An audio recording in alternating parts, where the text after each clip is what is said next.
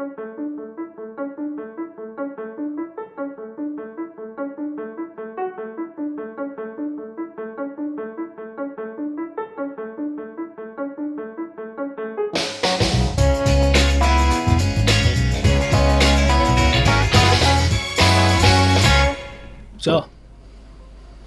here we are again. I've got a cup of tea. It's a bit rainy today and quite windy and cold. So this week I've decided to do just a small, quick video about the frequently asked questions that I get asked by bride and grooms, usually when I go to meet up with them. And on number one is, I've got a little list here. There's my list that I've written for myself. Number one, do you need a second shooter? And this is it's a pretty good question. I've worked with other photographers before when we've been working on weddings together, and it does come up sometimes that you'll get a bride that will ask, do you provide a second shooter to come along? And I know it's not something that I try to sell to people all that often, and I'm not entirely sure if it's really worth it. I suppose if you've got maybe a massive wedding in a church or lots and lots and lots of guests, then yeah, a second shooter is probably a good idea. And also if the groom is doing something in the morning as well as the bride in two completely different locations, I've worked with that as well. And it's if that's, you want to capture both things that are going on in two completely separate locations, then yes, a second shooter is fantastic to get all the guys getting ready and the shoes and the car and everything, as well as somebody being with the bride and the bridesmaids and father of the bride and all these kind of things that are going on. You do kind of need two people for. So yes, second shooter can be very, very useful, but it's not something that I suggest to people all that much. I'm very happy to shoot by myself. I shoot most of the weddings on my own. So, do you need a second shooter? No. Can I provide one? Yes. I don't bring someone with me who doesn't know what they're doing. I don't think that's fair to the client. To provide somebody who doesn't know how a camera works, I could just quite easily give my camera to somebody and say, can you just take some pictures of people?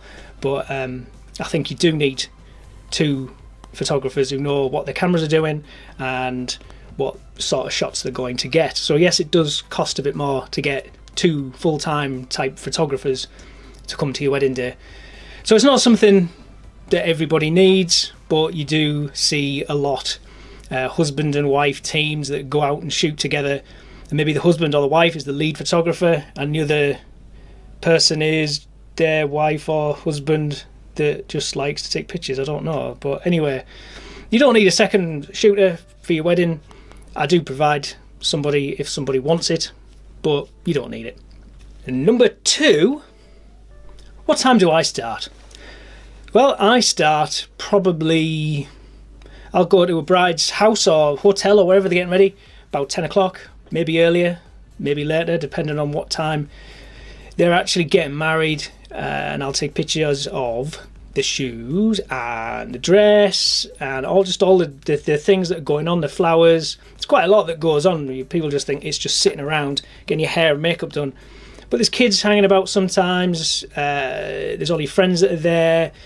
The parents of the bride, the flowers are turning up, the car, all of these things are going on, and you can get some quite cool pictures of just generally documenting the day, as well as obviously some nice bridal portraits. Just as you just got your dress on and you feel great, it's a nice moment to just snap some nice pictures off somewhere, and before you head out into the British weather. Okay, number three ties into my previous question. What time do I finish? I finish generally when people have had enough. I'll follow people around all day with cameras and I'll be sticking it in their faces and getting myself in amongst the action, and there always comes a time of day when they just don't want me anymore. They don't want me there anymore. They've had enough. We've had a good time, we've had a good day, we've had a good laugh, but they're quite happy for me to not be there taking pictures of them anymore. That's generally when I go. Obviously, I'm always around for the first dance and the cutting of the cake and whatever else is going on, regardless of the time that happens. Sometimes people forget certain things are happening, and maybe sparkler exits and all sorts of stuff, and I'm there right till everything has been ticked off. But yeah, when people are sick of me, that's when I go. Probably about an hour, 2 hours after the first dance. Then I make a peaceful exit and go. Okay, number 4. Do I need a photo list? You'll see this on preparation guides and all sorts of things about planning your wedding, and it'll say things like, provide your photographer. Hang on a minute. I need a drink of my tea. Provide your photographer with a list of shots. And it's maybe a good idea, maybe not, I don't know. But no, in general, you don't need to provide me, anyway, with a list of shots. I don't need you to put down, can you get a shot of the flowers and of the rings and all of these things. I'm not really fussed. I'll turn up and shoot whatever happens. If you want to give me a list of photos that you think are really nice, maybe it's at the venue that you're getting married at, that you've seen on their website or whatever, great. But you don't need to worry yourself and spend time sending me lists of photos and family things, family lists or anything like that. I'm happy to turn up on the day and shoot what happens and do what I normally do and just have a great time. And finally, number 5, will you do a pre-wedding engagement photo shoot? This is a popular one. Obviously lots of people do it, and it can be incredibly beneficial to the bride and groom, especially if you're nervous about having your pictures taken on the day and having someone follow you around with a camera. I've done a few pre-wedding photo shoots with bride and grooms where we have got together at the venue that they're getting married at, done some pictures, and it's been great fun. And they've taken, I don't know, some good things away from it, I think. And come the wedding day, one we've obviously already met, we've done some pictures together, I've taken them through how I deliver my galleries and my website pages for them, so they're much more aware of everything that I'm going to do. And for those people I have met up with, I think it's worked very well, and it's given them some degree of reassurance. The pictures they're going to be happy with. So yes, I'm very happy to meet up with a couple, even if it's just for a chat and a cup of tea, take some shots somewhere and make some pictures for them, or not.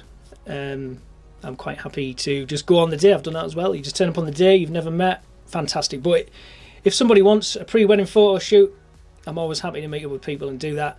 Obviously fairly local, there's some nice places locally that we can meet up with. Obviously the bride somewhere else in the UK, it can be quite tricky to meet up unless you can schedule something in. Sometimes I'm on holiday in the UK in the old caravan with the family.